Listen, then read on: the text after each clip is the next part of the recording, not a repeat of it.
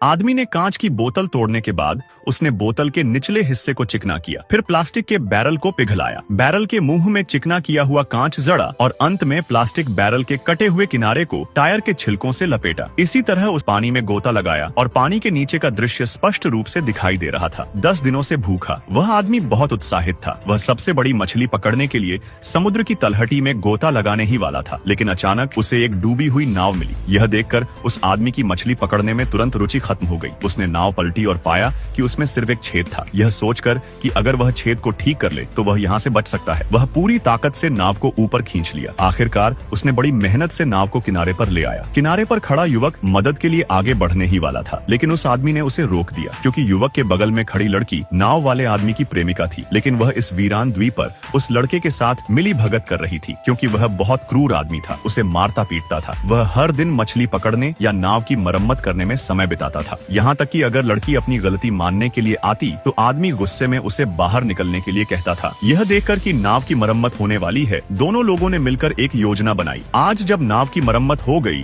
तो वह आदमी जानबूझकर असावधानी बरती और भोजन के लिए कुछ मछलियां पकड़ने समुद्र में गया। लेकिन उसे नहीं पता था कि वह आदमी जो हर समय उस पर नजर रख रहा था, उसने लड़की को बुलाया और नाव को समुद्र में खींचने की कोशिश की। जब उस आदमी ने यह दृश्य देखा तो वह पागलों की तरह उनकी ओर दौड़ा, लेकिन वह उनसे बहुत दूर था और केवल उन्हें नाव पर जाते हुए देख सका। जब वे लोग वहाँ से चले गए तो अगले ही पल वह आदमी जोर से हंसने से खुद को नहीं रोक पाया। पता चला कि उसे पहले से ही अंदाजा था कि वे दोनों लोग नाव लूट लेंगे। पार से रिसाव शुरू हो गया और जल्द ही नाव पूरी तरह डूब गई। दोनों के पास हताश होकर वापस तैरने के अलावा कोई विकल्प नहीं था। वे काफी समय से तैरते रहे और जब लड़का किनारे पर पहुंचा तो वह पहले से ही थका हुआ था। आदमी इस अवसर को नहीं चूकना चाहता था। वह अपने भाले से युवक पर वार किया और उसका पीछा करने वाला था, लेकिन लड़की ने उसे पानी में धकेल दिया। दोनों को द्वीप में भागने का अवसर मिल गया, लेकिन वह युवक जो पहले से ही थका हुआ और गंभीर रूप से घायल था, अंत में वह मर गया। उसके बाद दोनों लंबे समय तक द्वीप पर रहे। एक दिन मछुआरों को आखिरकार लड़की मिल गई। लड़की इतनी उत्साहित थी कि वह बोल नहीं पा रही थी और जाने से पहले उसने द्वीप पर आग का एकमात्र स्रोत लाइटर भी ले लिया। मछली पकड़ रहा आदमी शोर सुनकर बाहर निकला और यह दृश्य देखने के लिए